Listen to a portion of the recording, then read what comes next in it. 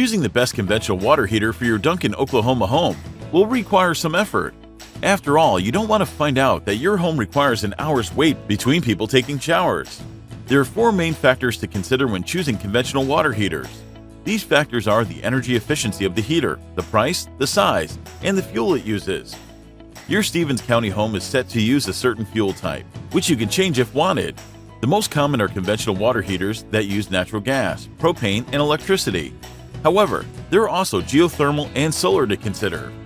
When it comes to the tank size, you want a size that will fit your water consumption needs. Go too small and say hello to cold showers, but go too large and that can mean wasted energy. Luckily for you, the energy efficiency has been calculated for you, and you can opt for a tank with an Energy Star logo to ensure efficiency. You'll also need to consider your budget, as this will affect which water heater you can comfortably purchase. If your Duncan, Oklahoma home needs conventional water heater replacement, Robinson Air is here. Call us today at 580-699-5760.